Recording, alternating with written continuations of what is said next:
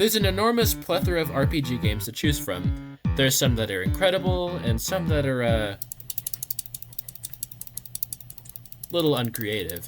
The first game I tried was Dungeon Quest. It's been on the platform for quite some time, and it's a very simple game in concept. You essentially just spawn in, enter the dungeon, get rewards, and rinse and repeat. There's no fancy mechanics, and that's what gives it charm. It was one of the first games I played on Roblox, and I have pretty fond memories of it, but I have gripes with it as well, mainly the progression. When you complete a dungeon, you get XP. This is the only way to get XP though. You unlock new dungeons by getting to higher levels, and that sounds good and all until you realize that it becomes extremely hard to complete the dungeon you're in with the gear that you currently have. Like really hard. If you do manage to beat the dungeon, you get a whopping 1 reward. Most likely trash, unless you do hardcore, in which you get an entire 2 rewards. At the cost of not dying. Because of these facts, you'll often find you and others asking for people to carry you in the dungeon that you're in. This really worsens the gameplay because you can either suffer through the dungeon 1 reward at a time, or wait to get a carry for 2 rewards. Doing the same exact dungeon over and over again to hopefully get something slightly better to barely help your survivability is annoying. With all this in mind, I give it a solid C tier because it's well made, but it does have annoying gameplay aspects to it. I'm also sorry to a certain person, I know. Next on the list is Infinity RPG. It too is a simple game in concept. You spawn in with the starter weapons for each class. It looks like there's a sword, a bow, a wand, and rocks, which I can only assume correlate to their respective classes.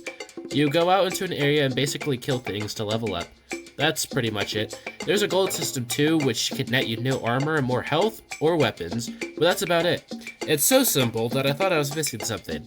The PvE isn't exactly complex, and it just resembles old Roblox. For some reason, there was a shimmering sword that was just chillin' on the rock in the corner of my area. When I did get it, it was so damn overpowered that the game became entirely pointless. Why is this even there? There's a portal system where you can go to different worlds and face harder monsters, except it's just the same thing over and over again. I wish there was something else to report, but that's literally it. The mobs don't even act differently from world to world, and the sword is so insanely overpowered that there's literally no point in playing, so I got bored and left after reaching the ice area. I rate this a D tier game because it gets boring way too fast, and it's even more boring than Dungeon Quest in my opinion.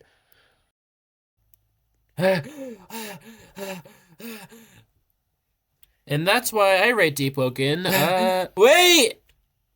What? Alright, have you done the daily subscriber plug? No. Do it! We're hardly 2 minutes in, it's too soon! It's never too soon! Okay, please consider subscribing, we're nearly at 1K. Good. Good. Okay, well, where were we? Oh, right. Deepwoken. This might spark controversy in the comments. I might get canceled. I might get a negative dislike ratio from this. I'll be talking about the big kahuna of RPG games, Deepwoken. I'll start by being blunt. I did not enjoy it. At all. For starters, you need to spend 400 Robux to even access it, which equates to like $4 or $5, and nothing gets explained in the character creation menu. There's so many terms that it spouts out that don't get explained, only for you needing to find them out on your own. On top of this, there's no sense of direction in the game. Like, at all. I literally got lost in this temple that you spawn in for more time than I'd like to admit. There's a training area in the temple where you can fight this dude, and it's supposed to give you a feel for the PvP mechanics, but I got my ass handed to me. Now, I guess now's a good time to explain the movements and things. You can parry, dodge, sprint. I also think you can crouch, but I don't remember.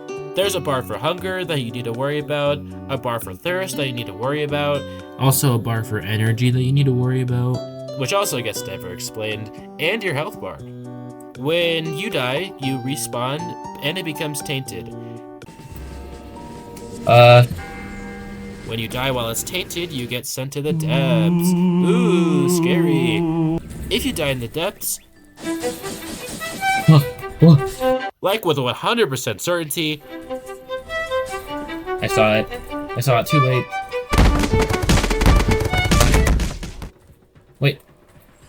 Wake up! you lose your character. The only way to live is to escape the depths or to level up, which untaints your health bar. Only I didn't know that when I encountered my first foe, Bandit Dudes. I immediately got put on a casting couch, and I got extremely low. I had to run. Wait, why isn't anyone helping? Hello? I freaked out and left.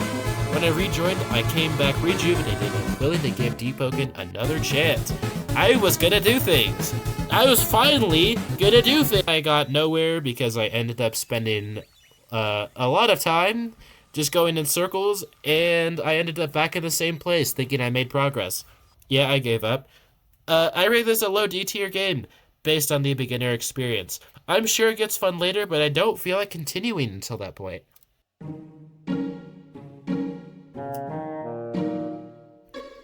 S tier. Above S tier. No bias at all. Pilgrammed is and will always be my favorite game on Roblox. It's amazing in every way. It does everything right. It has a fleshed out world, stellar progression, and has a dedicated single developer. And most of all, has a sense of direction. Fuck you, Deepwoken! You start in a humble village where you're prompted to talk to Nebraska, which gives you a quest. The PvE mechanics are actually good, and the controls are the same as Deepwoken, but less and more responsive, if that makes sense. There's classes in this game, which you can see after you complete the first quest with all the options you get. Without giving too many spoilers, you get to fight your first boss fairly early. I'll also just say that the atmosphere the game gives is so cool. The music was all custom made for this game, and the amount of things to do never ends. Something this game does really well is allows for easy exploration. You can literally go anywhere no matter what level you are. Some places you do need good evading skills, but you can go anywhere even as someone who just spawned in. This is an enormous world with so many biomes and worlds to discover, on top of a widely expansive sea to explore. There's a crazy amount of bosses, and I think there's like 40 as well, so there's always another to take on. At this point, I'm shilling the game out, so I highly recommend you play it. Or you can have me play it. Let me know if you want me to do that down below. With all that being said, I think this game belongs in a tier higher than S tier. Please play it. I beg you. Before I get to this, do you know what's so cool? Do you know what's so awesome? The fact that I forgot to press record. Twice! I have no footage or proof of what happened. I'm terribly upset, and that puts salt in my mouth. Next up, we have World 0. Right off the bat, it gives me Sword Art Online vibes. You spawn in a nice open area, and it has a very clear direction. Wow, please take notes, you stupid game. You have a variety of abilities, and there's a mechanic where you can draw out your sword to attack. I just felt like mentioning that. That's not that big. The attack feels very strange because there's no shift lock, so all you have to do is face the direction of the enemy and have your character auto-aim. That's a semi-big point for me because it's extremely annoying, but you do adjust to it. There's pets. They don't really provide any value, to my knowledge. After having killed a bunch of mobs, I moved forward and spotted a boss arena or something. Yeah, it displayed a bunch of rewards you could get, and I got the rarest drop from it. First try. You're gonna have to believe me on this one, guys. After more exploring, I encountered wheat, and then I got bored, so I decided to switch worlds to a marketplace with a huge boss fight. I got a squad, and we killed it first try. Here's the proof. Oh wait, I can't show you any proof because the footage is non-existent. B tier game. I'm sure it's good, but it looks geared towards a younger audience, which is less what I'm going for. I also can't be asked to record more based on what happened. It's time for a rapid fire round. Blox Fruits. This is one of the biggest, if not the biggest game on the platform. I think a random person I met in a random game said it best. It's just a dopamine farm for younger kids. Okay, maybe that's a bit dramatic, but it's a well-made game. It has good visuals, a huge world, a good UI. However, it is just so incredibly grindy. Oh, wouldn't you know it, it also has a lack of sense of direction at the start. Some things just don't seem to change. Periastron Stars RPG. Literally just an Infinity RPG. Down to the portals and the movement. C-, it goes under its brother. Souls RPG. This game doesn't feel too much like an RPG. I actually don't know why it's on here.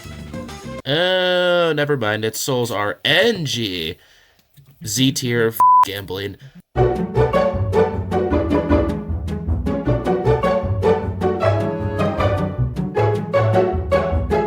Whoa. Whoa. Whoa. I'm recording this. Holy crap. Holy crap. Never mind. Gambling is awesome. Gamble, please. Holy. That's the first roll I did. What? Dragon Adventures. S tier. It's so good with so many things to do. When you get a dragon, it's made up of 3 random colors and 3 random materials. This basically allows for infinite customization and no 2 dragons to be the same. There's also a trading system worth an insane amount of items, but the only gripes are a lot of 0.1-year-olds play this game, so don't expect the person you're trading with to be too competent. They also banned me from the Discord server for incompetent reasons. I actually forgot about that. The ranking changes to A-. And with that, I think we have our final rankings of these RPG games. There are some really good RPG games on this list, and I hope that this could have helped you find one that you may want to try out. Pilgrimmed. I think that the moral of the story is, if you're making an RPG game, make sure there's a path for the player to follow, and don't be like a certain game on this list. Thanks for watching, and consider subscribing. Thank you. Thank you very much.